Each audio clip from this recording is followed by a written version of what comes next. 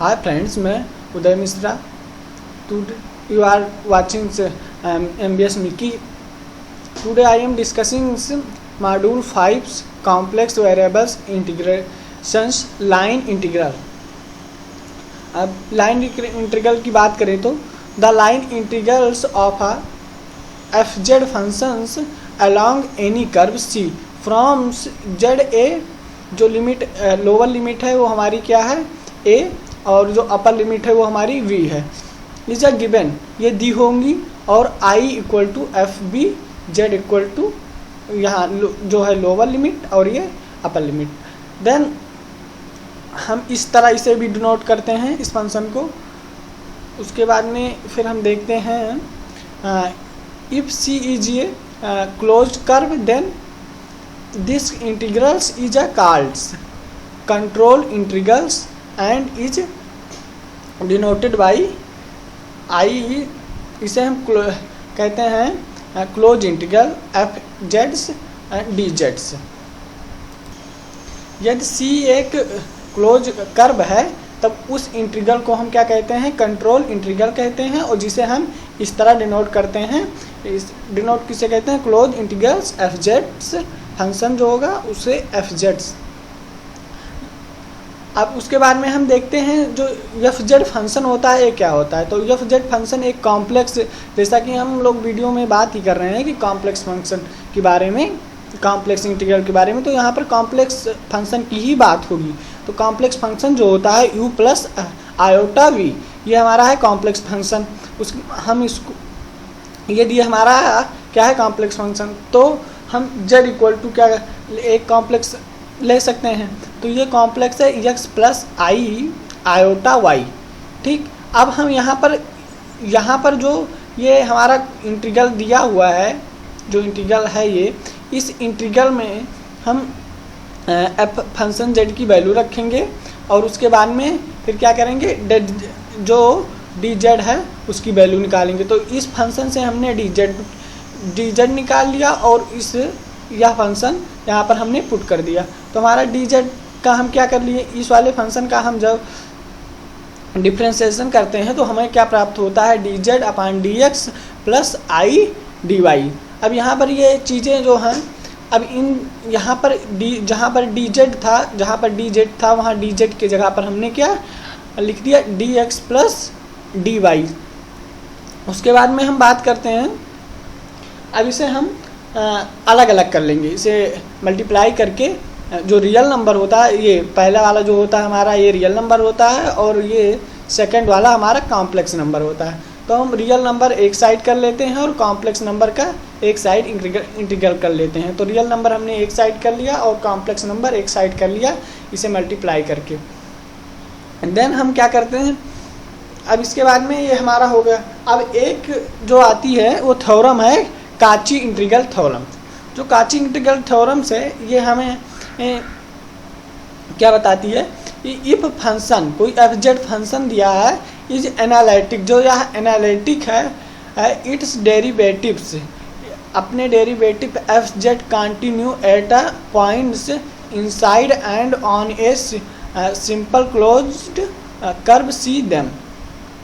यदि कोई analytic function है और कंटिन्यूस है सभी पॉइंट पर, तो हम उसे क्या कहते हैं, काची इंटीग्रल थ्योरम्स कहते हैं।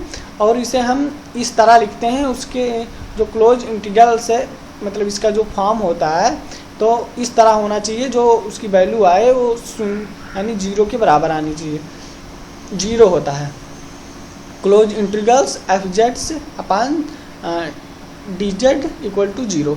फिर अब इसके बाद में काची इंटीग्रल का कुछ फार्मूला है, उसे फार्मूला हम देखते हैं। तो काची इंटीग्रल का फार्मूला दिया हुआ है। तो if f z is analytic within and on a closed curve, close curve के अंदर एफ जेड एनालिटिक हो, ends if a any points within c then.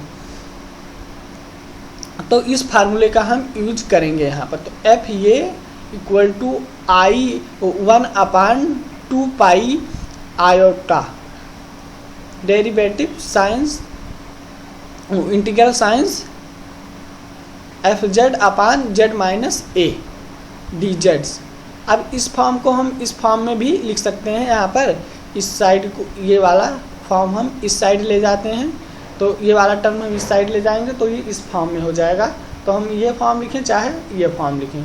अब उसके बाद में हम फार्मूला का कुछ डेरिवेटिव भी करेंगे। तो फार्मूला जैसे कि हमने डेरिवेटिव किया, हाँ, इसका फर्स्ट टाइम इंटीग्रल किया, तो इसका फर्स्ट टाइम हमने इंटीग्रल किया तो हमें क्या प्राप्त हुआ, ये चीज़ें प्राप्त हुई। स्क्वायर 1/2 पाई आई इंटीग्रेशंस एफ जेड्स अपान, हम ये मान के चलते हैं कि आपको इंटीग्रल आता है। उसके बाद में यदि नहीं आता है तो हमें इस वीडियो में आप बताएं तो हम इंटीग्रल पर भी ये वीडियो आपके लिए बना देंगे। उसके बाद में हम सेकंड टाइम डेरिवेटिव किया तो ये चीज़ हमें प्राप्त हुई। हमने यहाँ पर डायरेक्ट लिख रखा है, बता नहीं रहे हैं, कर नहीं रहे हैं, ताकि आपका टाइम भी बचे और मेरा टाइम भी बचे और आप कम समय में वीडियो ज़्यादा देख सकें। उसके बाद में हमने देखा कि हर जगह आप जैसे कि यहाँ पर 1 टाइम हमने किया तो 1 आया और 2 टाइम किया हमने तो यहाँ पर 2 आया। इसका मतलब है कि और हमने 3 टाइम अलग करके चेक कर रखा है, या आप भी चेक कर सकते हैं। यहाँ पर आएगा क्या आएगा, तो हमने तीसरी टाइम जब किया तब यहाँ पर हमें क्या मिला, 6 मिला। तो 6 मिला, इसका मतलब ये है कि जितनी टाइम हम करते हैं उसका वो क्या मिलता है, फैक्टोरियल मिलता है। तो हम फैक्टोरियल यहाँ पर एफ एन किया तो फैक्टोरियल हमें क्या मिलेगा, एफ एन टाइम हमने किया तो एफ एन फैक्टोरियल अपान 2 पाई आयोटा एफ जेड से Z minus A N plus 1। जब यहाँ पर ये जितने टर्म करते हैं उसका एन 1 इंक्रीज होता जाता है, तो 1 हमने हर बार इंक्रीज कर रखा है। अब इसको हम यहाँ से ले ट्रांसफ़र करके फिर यहाँ ले आते हैं तो इस फॉर्म में हमारा ये हो जाता है। ठीक है, वेयर सी इज, जहाँ पर हमने बता रखा है कि C is close curve surroundings point Z equal to A. ठीक है, अब हम कुछ क्वेश्चन देखते हैं, इसका क्वेश्चन सॉल्व करेंगे, प्रॉब्लम सॉल्व करके देखते हैं तो हमें ज़्यादा डिक्लियर हो जाएगा। जैसे हमें इवेल्यूएट करना है इस वाले फंक्शन को along path y equal to z और किसके अलोंग करना है, y equal to z x square, sorry. अब हम सबसे पहले करेंगे along y equal to x. अब इसके अलोंग हम क्या करेंगे, इसका इवेल्यूएट करेंगे इस पाथ का। तो हम करते हैं, तो सबसे पहले हम क्या करेंगे, यहाँ पर डिफरेंशिएशन करेंगे। तो जैसे हम करते हैं तो हमें प्राप्त क्या होता है, d y by d x. किसके रेस्पेक्ट में हम कर रहे हैं इसको, y के रेस्पेक्ट में कर रहे हैं। अब हम देख रहे हैं फिर उसके बाद में क्या होता है।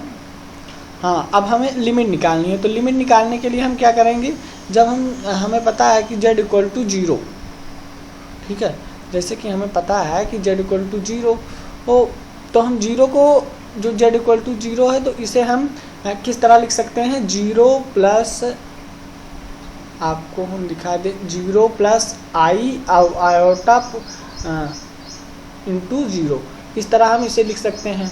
और यहाँ पर हम ये वाला इसके इक्वल है तो ये वाला इसके इक्वल हम यहाँ पर कर सकते हैं। अब यहाँ पर 1 आयोटा ऐड कर दिए, यहाँ पर भी वैसे हम इस साइड भी ऐड करके, और x और y हमें यहाँ पर इक्वल दिया हुआ है।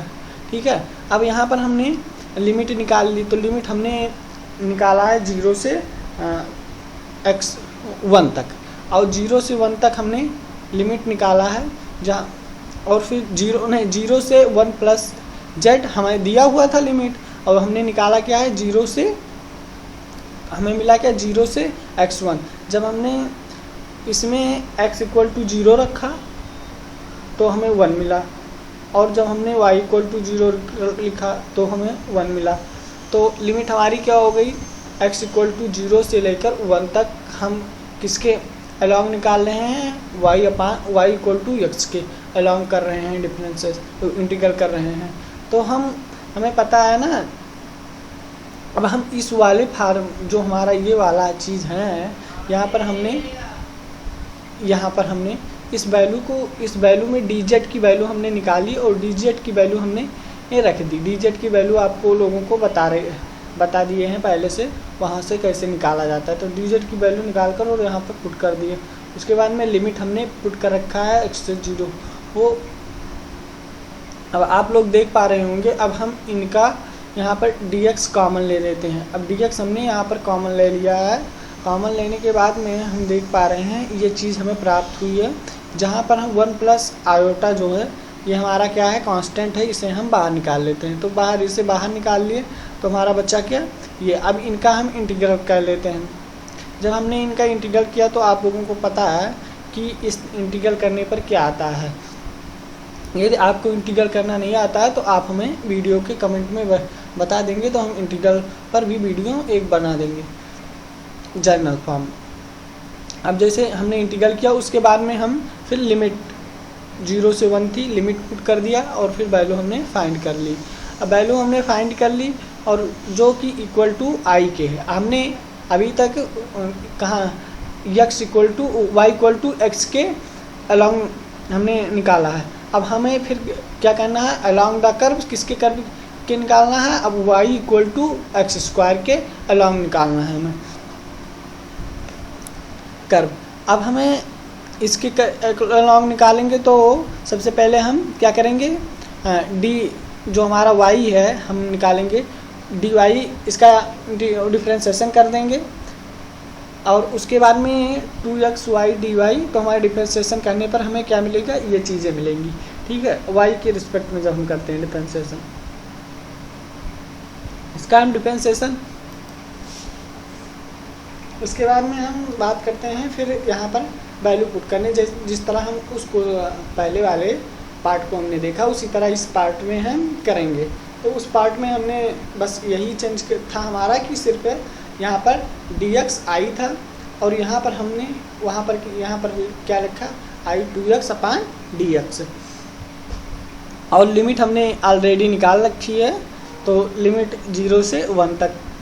ठीक है, अब 0 से 1 तक हमने लिमिट निकाली है। अब फिर हम उसी तरह क्वेश्चन इससे भी सॉल्व कर लेंगे। उसके बाद में हम डिफरेंशिएशन मतलब इंटीग्रल करके और 0 से 1 तक क्या रख लेंगे, इसकी वैल्यू पुट कर देंगे, लोअर लिमिट और हाई लिमिट। और उसके बाद में आप लोग देख पा रहे होंगे हमारा आंसर क्या, जो हमारा आंसर था वो आंसर हमें फाइंड हो गया। तो आंसर हमें फाइंड होगा जो कि आंसर हमारा क्या है, I 5/6 माइनस 1/, जो कि आप लोग आंसर देख पा रहे हैं, ये हमारा आंसर होगा। अब हम अगले वीडियो में और क्वेश्चन के बारे में डिस्कशन करेंगे। तो आप लोग हमारे वीडियो को सहयोग करें और हेल्प करें ताकि हम मोटिव होकर वीडियो बनाते रहें। Thank you. जय हिंद, जय भारत।